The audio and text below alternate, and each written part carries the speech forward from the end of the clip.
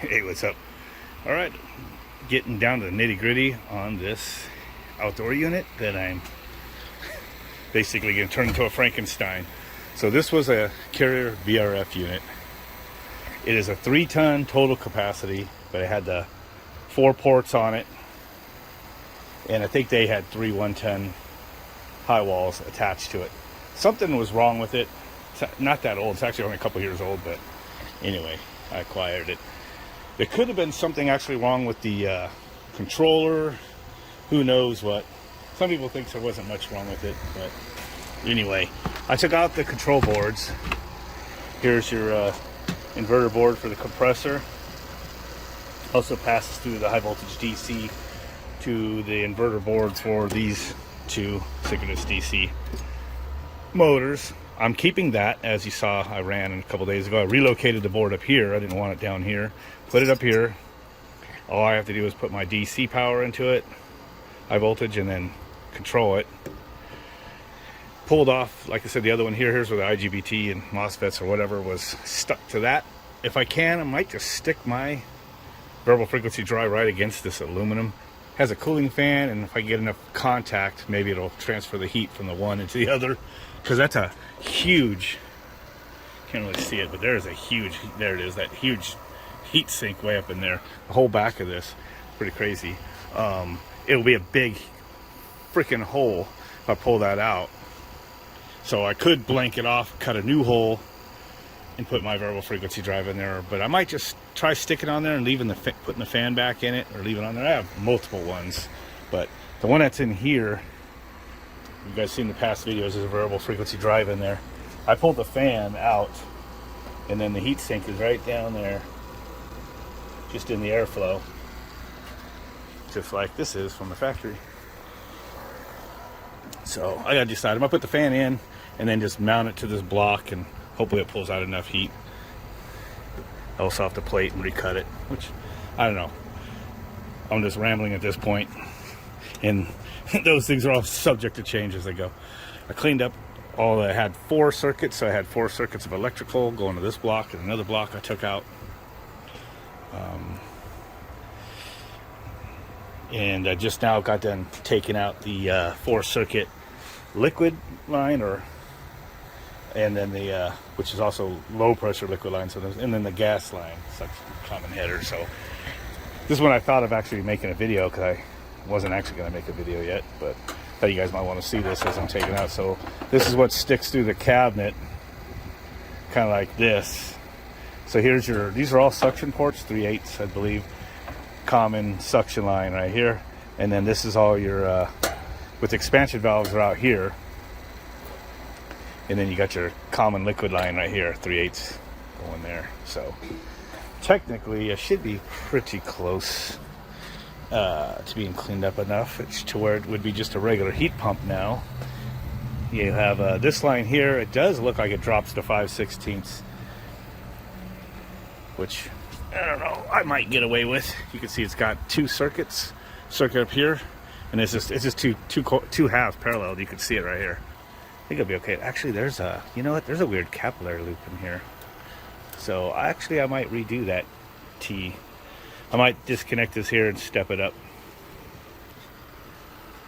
So again, subject to change. And then here's your gas side of the coil. Hot gas when it's in cooling, or suction, you know, cool suction when it's in evaporator mode. And that goes into the reversing valve. All that, I'm going to keep. There's an accumulator. I think I'm going to just keep it. Just keep all that. I don't think I have to rework anything. I'm going to just disconnect this suction line and the hot gas line, and then I'm going to, I'm going to bolt that in there. I might have to make some mounts for it, but it's not going to be actually all that bad, really. So I'm going to have a reverser valve accumulator, which I didn't bother to put in there. People always ask me about that, but it's like not that cold here, and some heat pumps actually don't come with accumulator. Scrolls kind of can get away with it a little bit, and it's, so far I've never installed a defrost board and sensor in that, and I went all last winter, and now we're in January 25th or 6th, whatever it is right now, after we went through another winter and that coil didn't ice up. So my upstairs heat pump just doesn't need to run heating that much. So I've never put a defrost board in there. I might actually, when I do my own controller for this, I'm probably going to use thermistors that I've got a lot of thermistors that I've taken out of here. I mean, there's 4 of them here. Go to this. That went to that assembly right here, measuring the suction line, the suction temperature of every circuit. So there's 4 of those, and then I got like 2, 3, or 4 more. Well, that was those, but there's some other individual ones that I pulled out of this unit. And then I got my high pressure, low pressure switch already in there. I'll incorporate that. So I'm going to build my own microprocessor controller. And so out here you just have your, I'll relabel these with my label maker, and it'll be, you know, red for 24 volt power. The reversing valve lead, it'll be first stage, second stage, common, and they'll all land right here. And now my microprocessor board, I'll probably stick right up in here. It's gonna be pretty cool, actually. And I'll have to build 2 of them because I have another one which is gonna replace that R22 unit once this one's satisfactory working right here. So just gonna keep plucking away on it each day, and hopefully get it, this first one, kind of hooked up pretty quick. Okay, so cut off the mounts that were in the 1, 2, 3 position like the old compressor has. I repurposed them for the scroll. I'm out of gas for my welder, so I have this extra Craftsman flux core. It's ugly, but it worked. Did a little bit of piping on this unit. Gets dark so stinking fast, but was able to throw in my scroll compressor, cut out some more fittings, and kind of do some adaptation here. I got it on pressure test now, making sure everything's okay. So cut this piece out. This was in the liquid line in between where this merged right there, and then went to the 5/16 line that continued out to the liquid line, which went down to the 4 port expansion valves there, out to the 4 heads. So it's pretty choked down. I don't know why they do it, but I'm sure, you know, it's made, you know, designed with the way they use their expansion valves and all that stuff. But this can be hooked up to a conventional 3-ton R410 air handler, so do not want that choke point in its place. Well, I kind of pulled that part out and swedged this Y right here and retained the Y where the lower circuit, upper circuit join, all liquid, and then it goes up through this biflow I put in here. Now in VRF units, we don't use any filter dryers, just strainers. So so I put this in here, and then it is gonna be 5/16 just so I can retain this king valve right there. And then I gotta extend this and the suction down and out the bottom somehow when I put the panel back on. But yeah, that'll go back up to 3/8. So compressor piping might look a little funky because I just used what I have. I'm gonna have a bunch of copper fittings I've saved over time and sections of pipe, you know, that I saved from other kits and stuff. So this is the scroll, 3-ton scroll I put in here.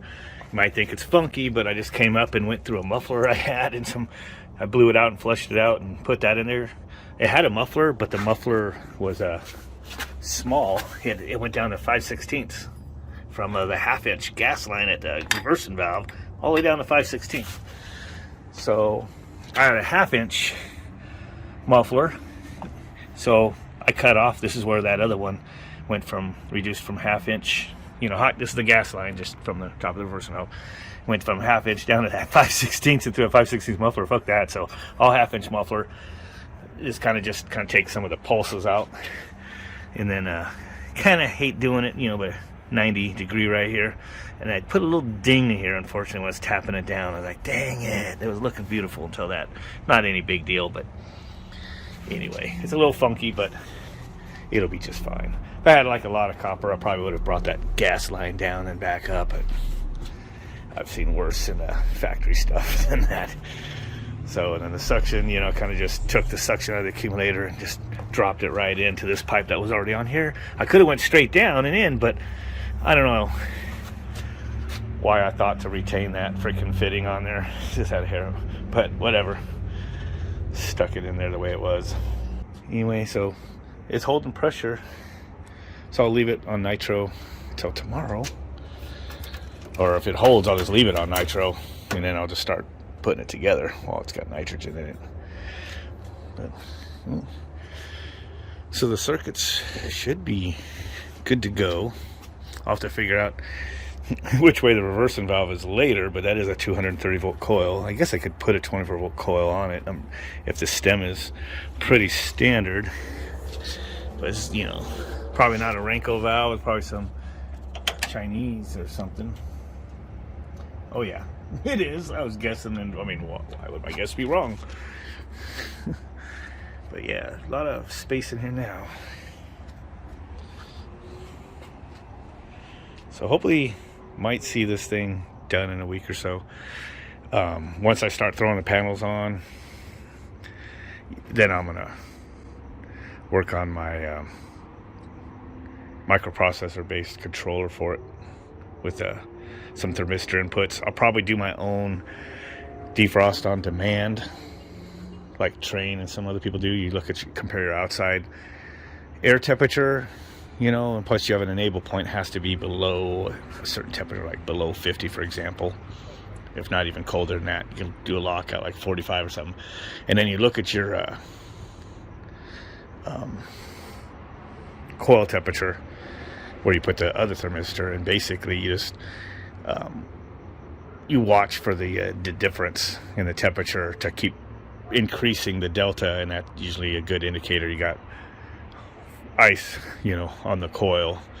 And then do a little program or something in there, and then it'll just go to a defrost subroutine, just like the OEMs do. And at that point you're in defrost, stop the fans, and wait for the thermistor to hit, you know, 80 degrees or whatever the cutout point is, or 10-minute fail-safe.